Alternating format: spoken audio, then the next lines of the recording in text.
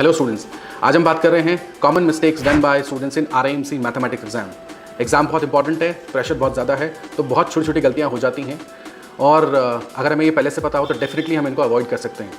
पहली है वो है सिलेक्शन ऑफ पार्ट। आरआईएमसी के एग्जाम में दो पार्ट होते हैं, पार्ट ए और पार्ट बी। पार्ट ए में आपके 20 क्वेश्चन हैं 5 मार्क्स, पार्ट बी में 10 क्वेश्चन 10 मार्क्स।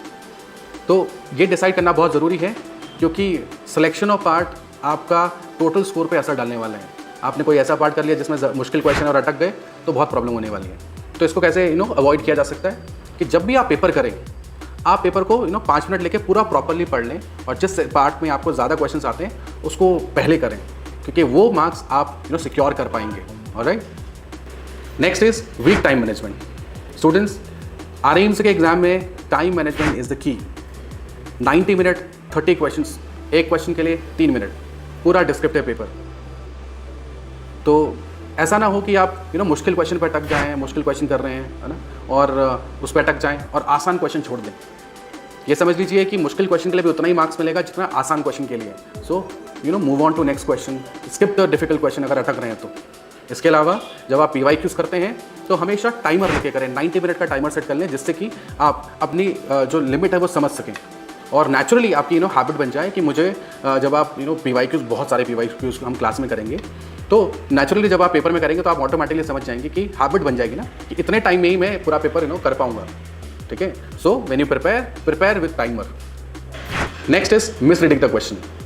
देखो बच्चों, प्रेशर बहुत ज़्यादा है ना, तो क्वेश्चन गलत पढ़ सकते हैं और कई बार हम क्या करते हैं, एज्यूम कर लेते हैं कि वो प्रीवियस क्वेश्चन से आया हुआ है, रिपीटेड क्वेश्चन है तो शायद वही इन्फॉर्मेशन, वही डिटेल लिखा हुआ है, मीटर की जगह किलोमीटर ही लिखा हुआ है।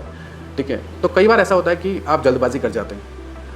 ये चीज़ समझनी ज़रूरी है कि आप कितना भी अच्छा आंसर लिख लें लेकिन आपने गलत डिटेल, गलत इन्फॉर्मेशन के लिए आंसर लिखा है तो 0 मार्क्स मिलेगा। तो जब भी आप क्वेश्चन पढ़ें और उसको करें तो इंपॉर्टेंट डिटेल जो है उनको हाईलाइट कर लो, जिससे क्या होगा कि when you do the question तो गलती ना हो, इन्फॉर्मेशन, करेक्ट इन्फॉर्मेशन के लिए आंसर लिखें। और इसके अलावा एक बार जो सोल्यूशन है उसको प्रॉपरली पढ़ लो। Now calculation error, there are some chapters like जिन पे ना कैलकुलेशन के लिए बहुत ध्यान देने की ज़रूरत है, जैसे V BODMAS, fraction BODMAS, algebraic division, algebraic identities. There are some questions in time and work and time and distance जहाँ पे मेहनत लगती है, थोड़ा एफर्ट्स लगता है और टाइम कंज्यूमिंग है, कैलकुलेशन बहुत ज़्यादा है। तो जब भी आप प्रैक्टिस करें उन पर ज़्यादा ध्यान दें। ठीक है ना, क्योंकि ऐसा तो नहीं कि भाई आप जब एग्जाम में करेंगे तो आप उनको जो कहें कि भाई इनको एक ही बार में हम सारे क्वेश्चन कर पाएंगे। ठीक है, practice will make you perfect. Alright, next is skipping step. Students, RIMC descriptive exam है। ठीक है, लिखने के लिए मार्क्स मिलने वाला है, फॉर्मूलाज भी लिखना है और स्टेप्स भी लिखने हैं। कई बार स्टूडेंट्स ऐसे करते हैं कि वो इंपॉर्टेंट स्टेप्स और फार्मूला स्किप कर जाते हैं and they move on to they jump to directly answer. और 5 नंबर और 10 नंबर का क्वेश्चन है, सो अंडरस्टैंड कि स्टेप्स लिखना कितना इंपॉर्टेंट है।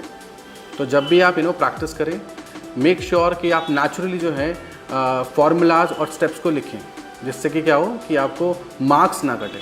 ठीक है, now this is very important, वो है not revising formulas. See students, there are some questions जहाँ पे डायरेक्टली फार्मूला बेस्ड क्वेश्चंस हैं, डायरेक्टली आंसर फार्मूला लिखकर आंसर आ सकता है। तो कोशिश करें कि chapter like profit and loss, mark price and discount, CISI, 2D 3D और टाइम एंड डिस्टेंस में ही फार्मूलेज हैं कि आप इनको अच्छे से मेमोराइज़ कर लें, क्योंकि जब फार्मूला बेस्ड क्वेश्चन आता है तो उसमें कोई भी गलती नहीं होनी चाहिए, बिकॉज वो आपका ऐसा है जहाँ पे 100% श्योर आपके मार्क्स आने चाहिए।